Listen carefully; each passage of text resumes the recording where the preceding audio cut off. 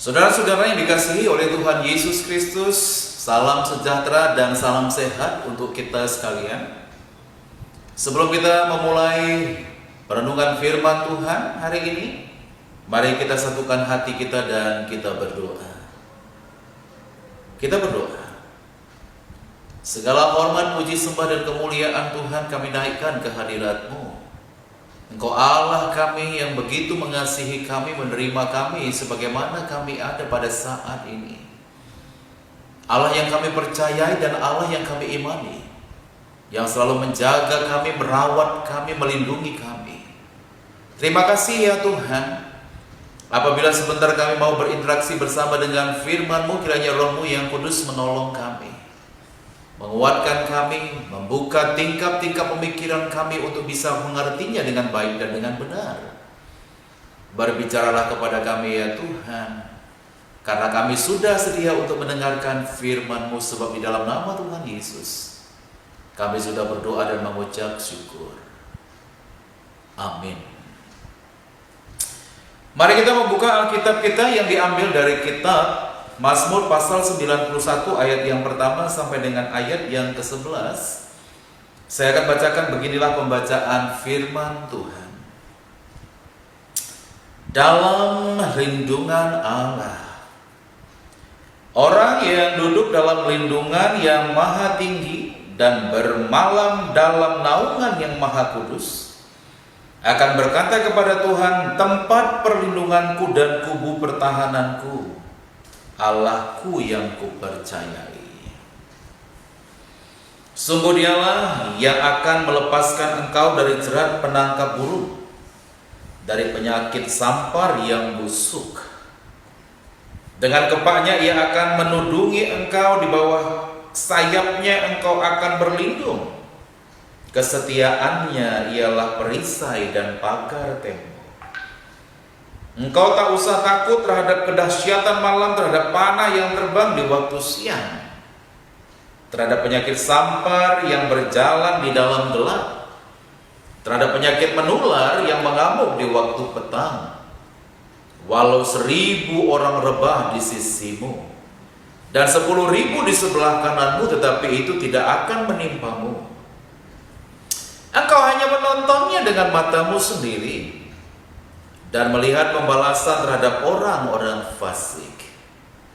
Sebab Tuhan ialah tempat perlindunganmu, yang maha tinggi telah kau buat tempat perteduhanmu. Malapetaka tidak akan menimpa kamu, dan tulah tidak akan mendekat kepada kemahmu. Sebab malaikat-malaikatnya akan diperintahkannya kepadamu untuk menjaga engkau di segala jalan.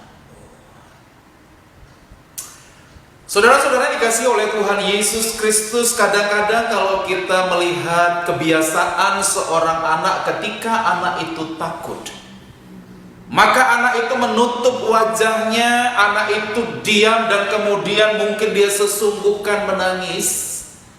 Tapi yang paling dia cari itu adalah bapaknya.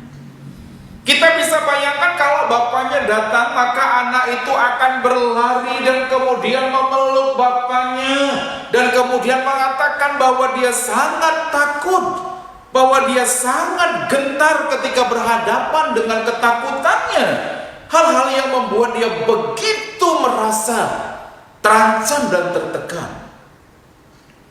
Saudara-saudara dikasihi oleh Tuhan Yesus Kristus, kalau kita amati dalam kehidupan kita sekarang, maka kita melihat bahwa ada banyak orang sekarang yang ketika ketakutan, ketika ada ancaman, ketika ada badai hidup, maka dia sama sekali tidak melihat siapa yang bisa menolong dia. Dia tidak ingat lagi bahwa Tuhan itu ada. Dia akan sibuk untuk cari selamat. Dia akan pakai otak dan strateginya. Rata-rata manusia akan selalu lakukan itu. Yang ketiga, dia juga akan mungkin cari dukungan orang lain. Yang keempat, dia mungkin akan buat koalisi kekuatan. Tuhan itu kadang-kadang jauh sekali dari perhitungannya sebagai pribadi yang mampu menolong dia. Sehingga hasilnya kadang-kadang kita takut, kadang-kadang kita cemas, kadang-kadang kita ciut. Mari kita coba lihat waktu murid-murid berjalan bersama dengan Yesus dalam kapal. Mereka berbincang ke sana kemari, dan kemudian ketika badai mengamuk, mereka langsung mengambil sikap melakukan ini dan itu, mengepakkan layar dan kemudian mengatur posisi. Dan mereka tidak ingat kalau Yesus ada di kapal itu. Saudara-saudara yang dikasihi oleh Tuhan Yesus Kristus, ketika perjalanan hidup kita seolah-olah ada pada posisi yang aman, ketika perjalanan hidup kita itu ada pada posisi yang sangat luar biasa menyenangkan, maka ada kemungkinan kita juga banyak melupakan Tuhan. Tapi ketika badai itu datang, maka kita menjadi orang yang sangat luar biasa restless, gelisah. Kita menjadi pribadi yang sangat luar biasa takut. Kita menjadi panik. Sementara kita lupa ada pribadi yang mampu menolong kita dengan caranya yang tak kita bisa pikirkan secara akal pikiran kita.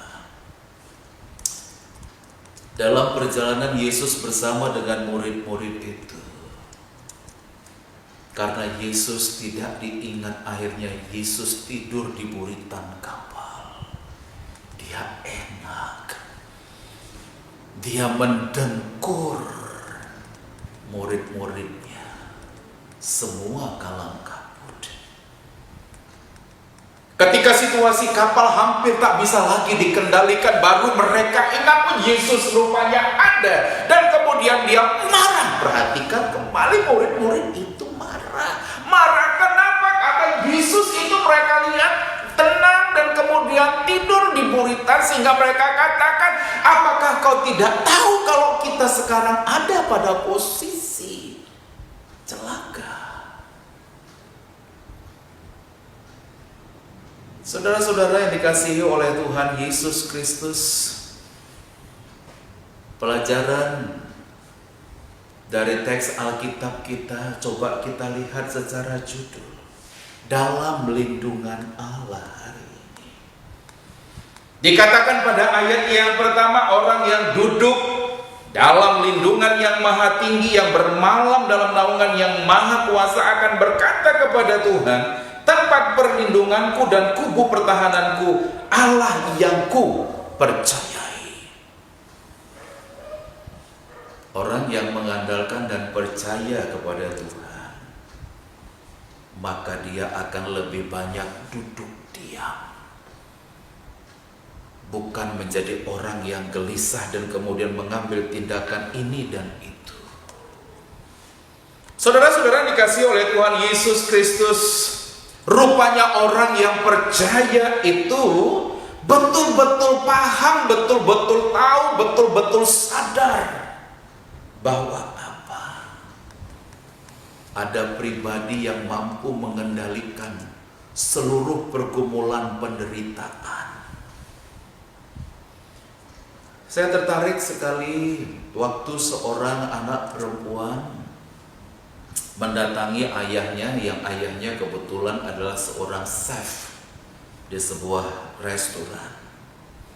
Dia cerita, "Bapak, kalau saya punya persoalan, saya bisa selesaikan. Muncul lagi persoalan yang lain. Apakah orang tidak mengalami persoalan?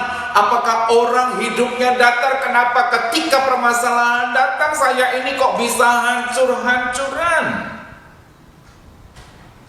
Ayahnya diam saja, dan kemudian ayahnya mengambil wortel, ayahnya kemudian mengambil telur, dan kemudian ayahnya mengambil kopi. Dan kemudian dalam 3 wadah yang sama besarnya, maka ayahnya itu memasukkan air yang sangat luar biasa panas ke wadah yang pertama, dan kemudian dia masukkan wortel.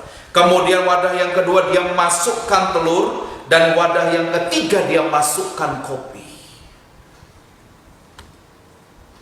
Anaknya tidak tahu apa yang hendak dikerjakan oleh ayahnya. Beberapa saat kemudian wadah itu dia buka, dan dia katakan kepada anaknya, lihat ini wortel. Dan kemudian ayahnya tanya ke anaknya, tadi kamu lihat wortelnya bagaimana? Anaknya bilang, tadi wortelnya keras, sekarang coba kamu lihat bagaimana? Anaknya bilang, wortelnya jadi lembut. Oh begitu ya. Sekarang lihat wadah yang kedua yang berisi telur. Apa yang kamu lihat? Apakah memang telur itu berubah? Dan anaknya bilang, iya, apa yang kamu pelajari dari telur? Telur itu punya cangkang, dan cangkangnya itu tipis, dan di dalamnya ada cairan. Sekarang coba kamu lihat dan kamu pukul bagaimana telurnya pakai sendok. Dia pukul dan dia bilang, Pak, kelihatan telurnya itu mengeras. Sekarang coba lihat pada wadah yang ketiga yang berisi kopi. Coba kamu amati, coba kamu cium apa yang terjadi. Dan kemudian anaknya bilang, Pak, kopi ini aromanya wangi luar biasa. Saudara-saudara yang dikasihi oleh Tuhan Yesus Kristus, wortel, telur, dan kopi sama-sama mengalami pemanasan, sama-sama disiram oleh air, tapi wortel yang tadinya itu keras sekarang menjadi lembut. Telur yang tadinya lembut sekarang mengeras. Tapi kopi tadi yang begitu dimasukkan ke dalam air yang begitu panas, dia mengeluarkan aroma wangi. Kalau saya mau tanya, kita ini kira-kira di mana ini? Semua orang sekarang mengalami pandemi COVID-19. Lalu kita, apakah kita jadi wortel, atau jadi telur, atau kita jadi kopi?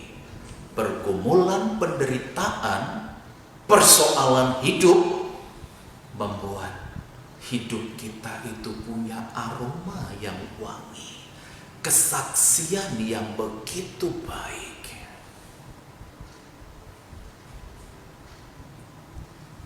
Saya belajar kepada satu orang wanita.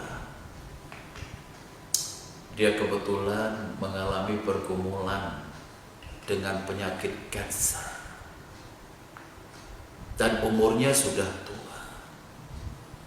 Dan dia katakan bahwa dia tidak akan mengalami proses kemoterapi. Sebab apa? Sebab ada begitu banyak proses karena umurnya sudah menua. Dan kemudian kanker itu terus menggerogoti tubuhnya. Setiap kali saya kunjungan, akhirnya dia sudah tidak bicara. Kita bicara itu hanya pakai tulisan, memakai buku. Tapi satu hal yang dia kerjakan dalam hidupnya sampai akhir hidupnya adalah apa? Dia menciptakan sebuah kesaksian yang indah dari pergumulan sakit kanker yang dia punya. Ketika dia bangun, maka dia mulai mendorong kereta sorongnya, kursi rodanya, dan kemudian dia masuk di pencahayaan matahari pagi yang begitu indah. Dan kemudian dia berkata kepada kanker yang dalam tubuhnya, kita tinggal dalam satu tubuh yang sama, mari kita jangan saling menyakiti. Dan dia berdamai dengan sakit kankernya. Sampai akhir hidupnya dia bukan orang yang begitu banyak mengeluh.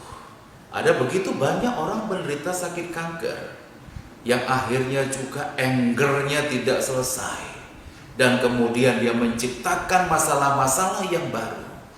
Tapi wanita itu ketika pergumulan, ketika penderitaan, dia menghasilkan aroma yang wangi, kesaksiannya menjadi kesaksian yang indah.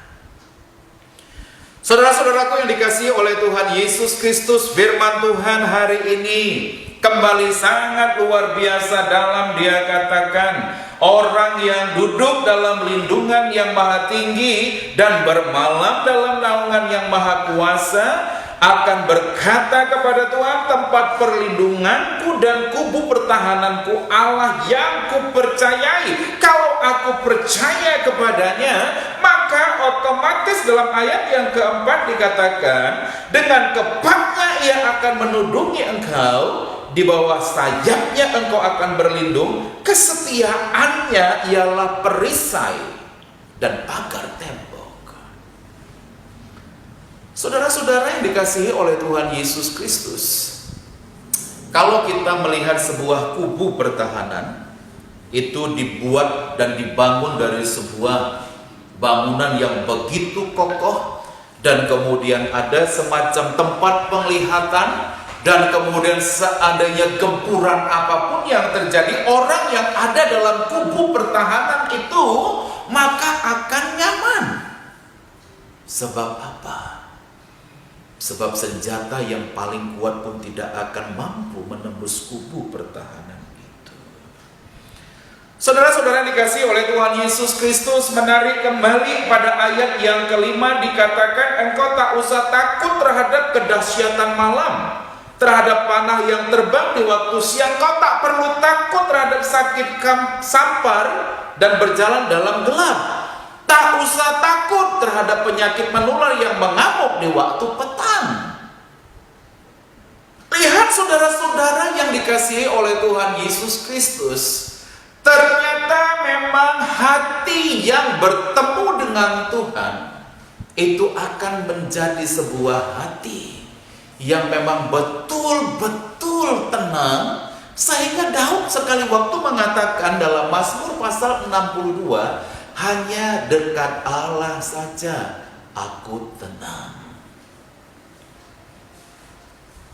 Jadi setiap orang yang tidak tenang maka mungkin perlu bertanya, jangan-jangan saya membutuhkan Tuhan untuk menenangkan saya. Nah, saudara-saudara yang dikasihi oleh Tuhan Yesus Kristus, seandainya kita menjadi saksi hidup bahwa begitu banyak musuh, sampai 1.000 rebah di sisi, dan kemudian 10.000 di sebelah kanan, tapi itu tidak akan menimpa kita. Artinya kita sangat luar biasa spesial.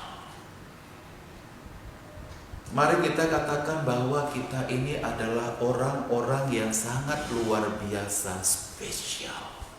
Kita ini adalah orang-orang yang memang luar biasa Tuhan kasihi dan cintai. Ada begitu banyak kesaksian hidup di muka bumi bahwa pergumulan, penderitaan, persoalan bisa membawa kita kepada aroma yang wangi tadi. Semakin dibabat, kita semakin merambat. Mari kita coba lihat pada ayat yang ke-8. Dia katakan, engkau hanya menontonnya dengan matamu dan melihat pembalasan terhadap orang-orang fasik. Nah, saudara-saudara yang dikasihi oleh Tuhan Yesus Kristus, kok tembok Jeriko tidak dihancurkan oleh orang Israel dengan pedangnya? Tidak. Kota Jeriko tidak dihancurkan oleh orang Israel itu dengan apa? Dengan lembingnya? Tidak. Tapi kalau kita jujur melihat dalam sejarah Alkitab, yang bisa meruntuhkan tembok Jeriko itu adalah hanya Tuhan. Orang Israel hanya satu yang mereka kerjakan. Mereka bernyanyi dan membawa tabut perjanjian. Menarik saudara-saudara yang dikasihi oleh Tuhan Yesus Kristus, mereka mengelilingi tembok kota Jeriko sambil bernyanyi. Dan pada hari yang ke-7 Tuhan minta mereka berkeliling sebanyak 7 kali. Dan pada saat itu runtuhlah tembok kota Jericho.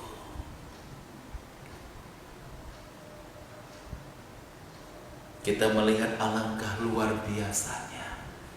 Ketika kita melipat tangan kita, maka Tuhan jadi Tuhan yang buka tangan.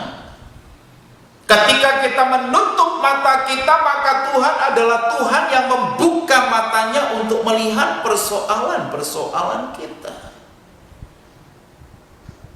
Saudara-saudara yang dikasihi oleh Tuhan Yesus Kristus, sehingga ada begitu banyak kesaksian Alkitab kembali, seperti pada ayat yang ke-9 dan ke-10. Sebab Tuhan ialah tempat perlindunganmu, yang maha tinggi telah kau buat tempat perteduhanmu. Malapetaka tidak akan menimpa kamu, dan tulah tidak akan mendekat kepadamu. Seperti kubu pertahanan tadi, Tuhan memagari kita dengan kekuatan yang luar biasa, sehingga pergumulan, persoalan, penderitaan Tuhan bentengi, dan kita ada di dalam benteng itu. Dan ayat yang ke-11 indah luar biasa. Sebab malaikat-malaikatnya akan diperintahkannya kepadamu untuk menjaga engkau di segala jalanmu. Malaikat-malaikatnya akan diperintahkannya kepadamu untuk menjaga engkau di segala jalanmu. Nah, saudara-saudara yang dikasihi oleh Tuhan Yesus Kristus, kalau kita lihat dalam teks bacaan ini, Mazmur 91 ayat yang pertama sampai dengan ayat yang ke-11, kita bisa merasakan kenapa sih orang percaya itu sangat tenang. Sebab apa? Dia melihat sosok pribadi yang lebih mampu untuk menyelesaikan masalahnya. Dia melihat satu sosok pribadi yang lebih mampu untuk apa? Untuk menolong dia menghadapi setiap badai hidup. Sehingga kembali, di balik semua pergumulan, di balik semua penderitaan yang kita alami dalam hidup, di seberang badai ada pelangi. Saya nggak tahu apa pergumulan kita saat sekarang. Saya yakin kita punya pergumulan, kita punya persoalan. Tapi apakah dalam pergumulan, persoalan yang sedang kita hadapi, kita menjadi seorang pribadi yang teguh, pribadi yang teguh, pribadi yang mantap mengatakan, perlindunganku adalah Dia, Tuhanku. Fanny Crosby buta, tak bisa melihat. Fanny Crosby sangat bergumul, jadi dibesarkan dari keluarga yang menderita. Tapi pergumulan itu membuat dia menjadi pribadi yang tangguh dan mengandalkan Tuhan seumur hidupnya.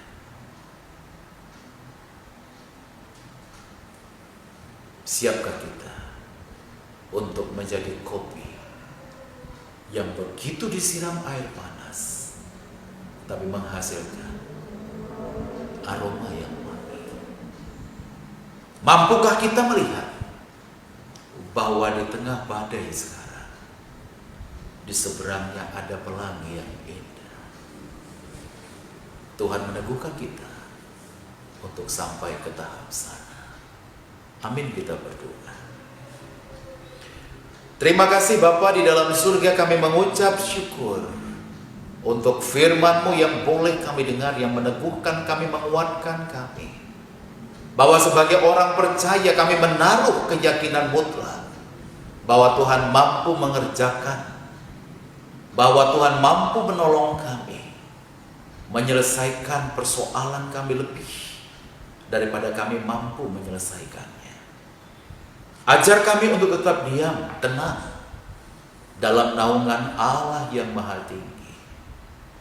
Terima kasih Bapa di dalam surga. Inilah doa dan permohonan kami di dalam nama Tuhan Yesus. Kami sudah berdoa dan mengucap syukur. Amin.